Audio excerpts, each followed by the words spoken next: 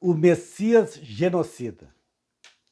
Sei que não acrescentaria nada significativo para registro nesse meu diário de uma pandemia se eu apenas desse a minha opinião sobre os absurdos que faz e diz do capitão neste trágico momento nacional.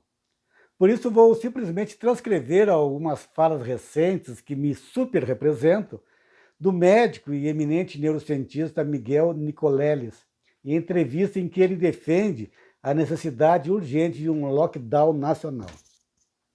Nicoleles é um cientista brasileiro e reconhecido internacionalmente pelo seu pioneirismo no estudo da relação cérebro-máquina.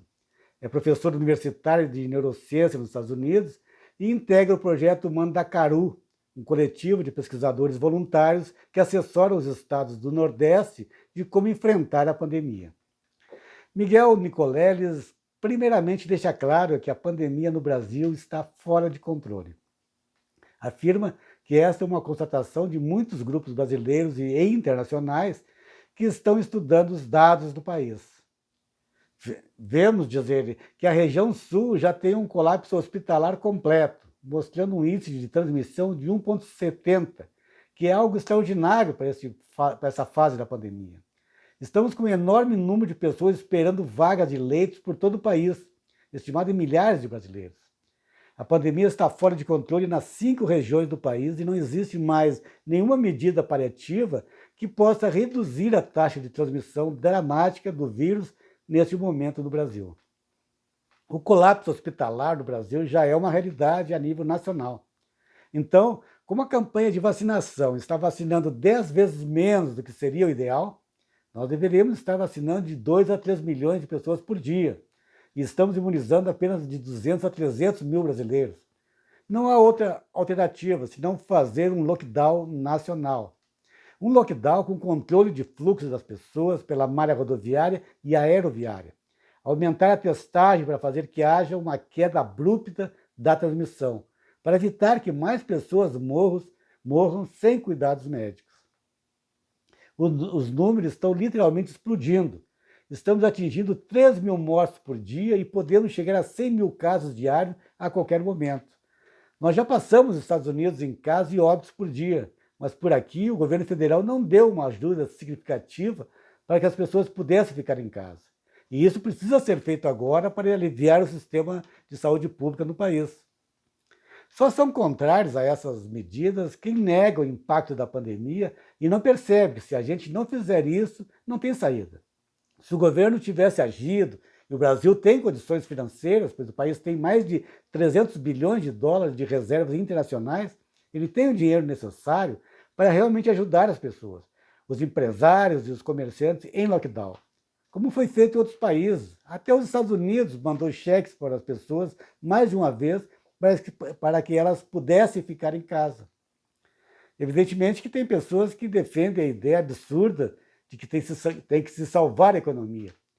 Mas se não tiver gente viva para produzir e consumir, não existe economia. Não tem nenhuma saída nesse momento a não ser reduzir os contatos de maneiras drásticas para obter uma redução de taxa de transmissão dramática. E, ao mesmo tempo, ampliar a imunização da população, uma vez que a estratégia usada pelo governo federal foi desastrosa. Não se comprou vacina no momento certo, não se reservou milhões de doses, tanto é que já vamos para o 4º ministro da Saúde no Brasil em um ano de pandemia. Houve uma cascata de erros. Começou pelo não reconhecimento logo no início, em fevereiro de 2020, da gravidade da pandemia. O Brasil cometeu uma série de erros por subestimar o potencial da pandemia e não criou uma mensagem clara para a população. Não foi comprar as vacinas, os insumos no mercado internacional de equipamentos, de proteção, de máscaras, respiradores. Não preparou o SUS, talvez o maior sistema público de saúde do mundo, com mais recursos e contratação de pessoal para enfrentar esse tsunami que caiu sobre o Brasil. E isso continuou ao longo do ano, com o presidente defendendo remédios que não funcionam, tratamentos preventivos que não existem. Então, houve a falta de mensagem, a falta de uma visão estratégica, a falta de um comando central. O Brasil nunca criou uma comissão nacional com cientistas e especialistas para combater a pandemia, como criaram os estados do Nordeste, onde trabalhei diz o Miguel, por, por um ano. No final de 2020, tivemos as eleições nacionais que aumentaram a taxa de transmissão e que sincronizaram esse aumento ao mesmo tempo nas cidades do interior e nas capitais. As festas natalinas não foram proibidas, as festas clandestinas de carnaval ocorreram, e o Brasil hoje é o epicentro da pandemia e a maior ameaça ao mundo, porque aqui estamos permitindo que um número enorme de mutações do vírus ocorra e permitiremos o surgimento de novas variantes rotineiramente daqui para frente. O Brasil precisa começar a combater a pandemia com as melhores práticas que existem e que já foram implementadas em algumas partes do país. Conseguimos que alguns governadores decretassem lockdown e que tiveram sucesso, como em Fortaleza, no Ceará, e em São Luís, no Maranhão, com um lockdown de 21 dias que teve um efeito duradouro de 4 meses na redução de transmissão, que foi o mais bem sucedido do país. Só que precisamos agora de uma coordenação nacional. E eu propus isso, que os governadores de todos os estados criassem uma comissão nacional, junto com a Corte Suprema Brasileira, o Congresso, a sociedade civil e a comunidade científica brasileira, para tomar conta do manejo da pandemia. Ou seja, criar uma instância nacional para coordenar a ação de governadores e prefeitos e ter uma política nacional, que é uma coisa que o Brasil é dos poucos países do mundo que nunca teve. Certamente do G20 é o único país que não teve uma política nacional de combate à pandemia. Mas existe uma dificuldade do timing dos políticos brasileiros que é extremamente lento e não consegue entender que é hora de ações imediatas. Não é só o presidente da República, esse teve uma ação desastrosa, mas existem vários governadores que também não estão agindo para impedir que essa catástrofe seja ainda maior no país. E pode piorar muito. Nos próximos 2 ou 3 meses, cada semana pode ser pior do que a anterior se nada for feito. Nós já temos um colapso hospitalar, apesar do Ministério da Saúde não reconhecer, mesmo havendo filas de pessoas procurando um leito de UTI sem encontrar. Mas podemos evoluir para um colapso funerário. É quando o sistema não dá conta dos corpos das vítimas fatais da pandemia. E aí é uma crise de infecções bacterianas, de contaminação do lençol freático, que quando começa, pode levar meses ou anos para a gente sair. Aconteceu nos Estados Unidos e na Índia em 1918 com a gripe espanhola. Estamos tendo pessoas morrendo em casa, nas ruas, em volta dos hospitais, das enfermarias e nos pronto-socorros, sem vaga para serem transferidos para os hospitais. Os hospitais particulares mais famosos do Brasil, que estão entre os melhores e mais caros hospitais do mundo, também colapsaram. Não tem como entrar um paciente que chegue lá. Então a situação cruzou um patamar de gravidade, passando da crise sanitária para a social e política, diante de um governo que insiste em não ajudar as pessoas, gerando um grau de instabilidade muito grande, com cientistas, intelectuais e opositores que falam a realidade do que está acontecendo, sendo perseguidos publicamente. Mas ainda tem como reverter essa situação. O Brasil tem os recursos humanos e a infraestrutura para reverter, se conseguir mais vacinas e se conseguir criar um Estado maior de combate à pandemia numa comissão nacional, que tenha plenos poderes conferidos pelo Supremo Tribunal Federal. Existe uma previsão na Constituição brasileira que permite a criação desta comissão nesse caso de emergência sanitária.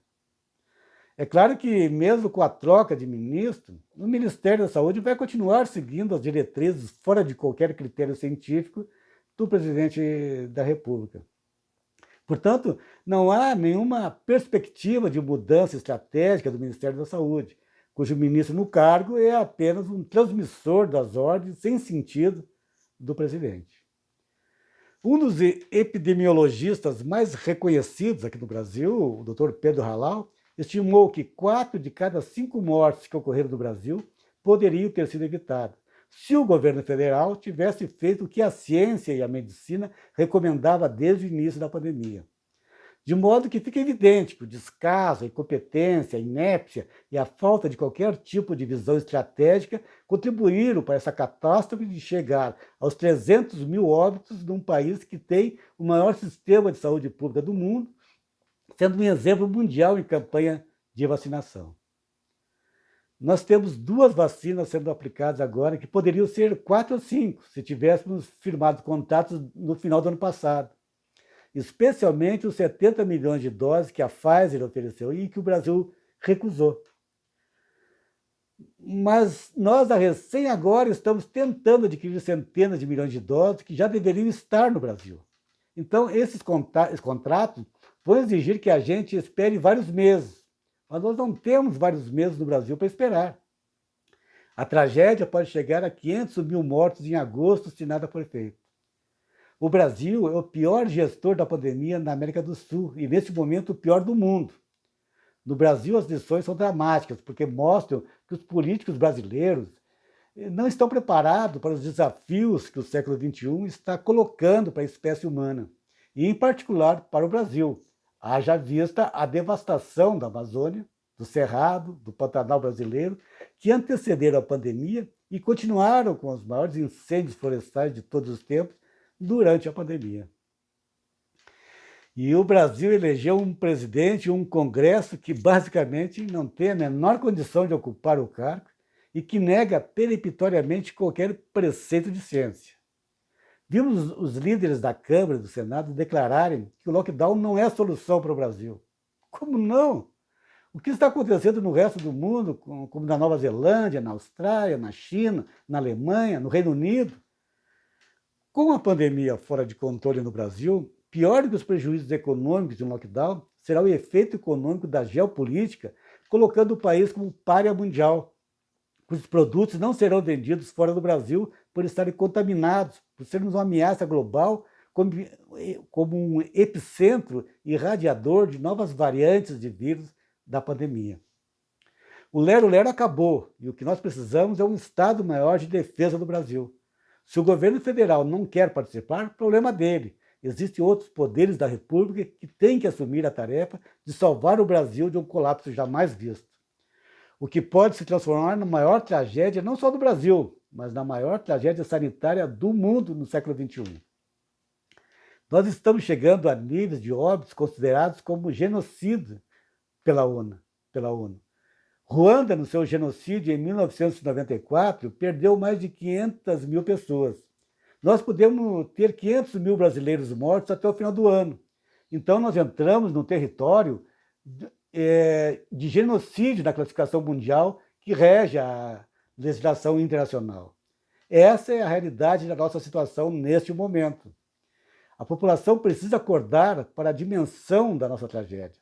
Estamos numa guerra de extermínio biológico.